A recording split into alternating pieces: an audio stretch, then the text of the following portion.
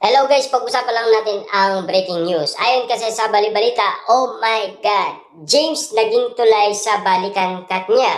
Daniel Padilla may feelings pa rin kay Catherine Bernardo.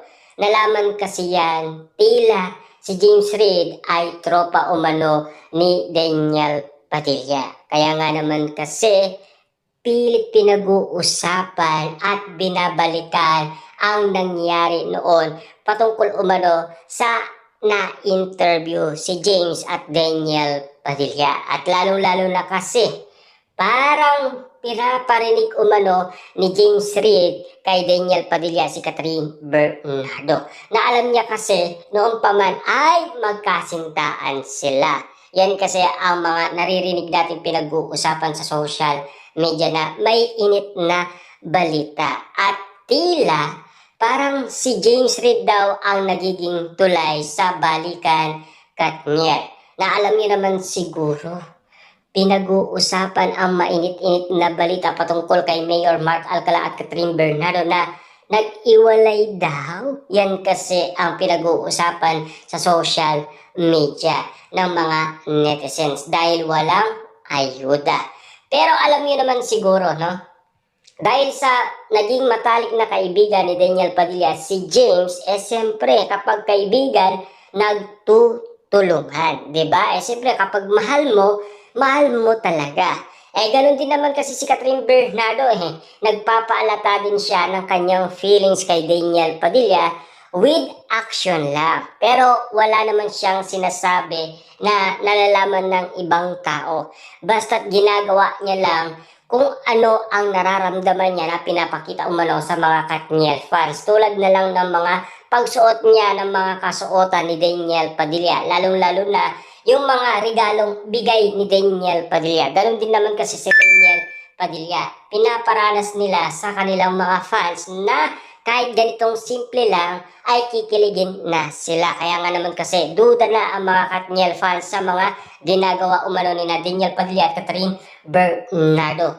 Kung ano man yan, sa tingin natin, alata na kasi ng taong bayan sina Daniel Padilla at Catherine Bernardo na talagang magkakaroon ng balikan. Karagdagan pa ang iba't ibang mang-uhula sa kanilang prediksyon na talagang lalo pang nag-ingay ang mga Katniel fans sa paniniwalang magkakaroon talaga ng balikan.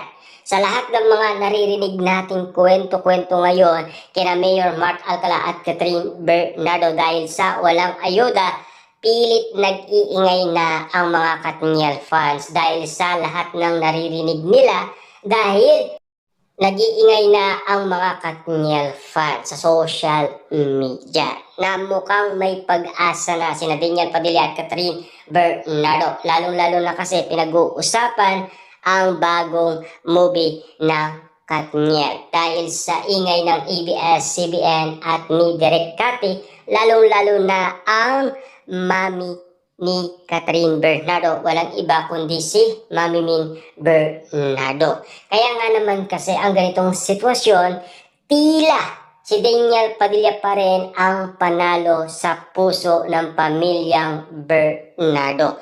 Mas bet kasi ng pamilyang Bernardo si Daniel Padilla dahil siya kasi ang nauna sa puso ni Catherine Bernardo. Yun din naman kasi ang ginagawa ni Catherine Bernardo. Yun din naman kasi ang pinapakita niya at pinaparanas niya sa lahat ng tao with feelings. Pero hindi niya naman maamin, at least nakikita ng taong bayan na mahal pa nila ang isa't isa. Ayon kasi kay Direk Cathy, mahirap nga naman kasing kalimutan ang nasabing relasyon ng Katniel para silang magnet sa isa't isa na hindi mawalay-walay ang kanilang mga pangalan sa isa't isa. Kaya nga naman kasi sa ganitong sitwasyon, nag-iingay na ang karamihan. Talagang botong-boto nila ang Katniel sa kanilang balikan. Yan kasi ang mga may init na pinag-uusapan patungkol umano kina Daniel Padilla at Catherine Bernardo. Kaya nga naman kasi nag-iingay na ang mga Katniel fans sa ibang bansa at nanonood na rin ng bagong teleserye ni Catherine Bernardo na talagang pangako nila susubaybayan nila ang bagong teleserye ni Catherine Bernardo. Sobrang busy man sa ibang bansa, at least panalong-panalo sa puso ni Catherine Bernardo ang ginagawa ng mga OFW. Kita niyo naman noon sa Hello Love Again, talagang grabe ang mga manonood, talagang kusa talaga nilang ginagawa kahit na busy sila sa trabaho, handa silang mag-absent at wag nang pumasok. Nakita na natin yan sa pangyayaring shooting sa Hello Love Again sa Canada. Ganon kabaliw umano ang karamihan kay Catherine Bernardo at Alden Richard. Ganon din naman kasi kabaliw ang mga fans ni Catherine Bernardo sa ibang bansa dahil sa panonood ng bagong teleserye ni Catherine Bernardo. Kasama si James Reid at ni Maya Salvador. Kung bakit nga naman kasi pinagkakaguluhan. Ngayon may bulong-bulungan. Si Daniel Padilla daw ay spotted tinitignan ang bagong sasakyan ni Catherine Bernardo. Baka land user yan. At lalong-lalo na kasi may mga bali-balitang sinusuot pa rin ni Catherine Bernardo ang mga kasuotan ni Daniel Padilla. Spotted yan sa bagong teleserye ni Catherine Bernardo na talagang pinagkakaguluhan, na tila kinikilig kasi ang mga Katniel fans, mga Katden fans at mga netizens. Hanggang ngayon kasi paldong-paldo pa rin sa mga matang lawin ang mga kasuotan ni Daniel Padilla at Catherine Bernardo na hindi pa rin mawala-wala sa kanilang isipan. Talagang natatandaan nila ang bawat sukat at mga damit ni Catherine Bernardo at Daniel Padilla na talagang spotted sa kanilang mga mata. At lalo-lalo na may nababalitaan ngayon na si Daniel Padilla daw ay laging nakabuntot kay Catherine Bernardo. Na alam niyo naman siguro matagal nang pinag-uusapan to, pero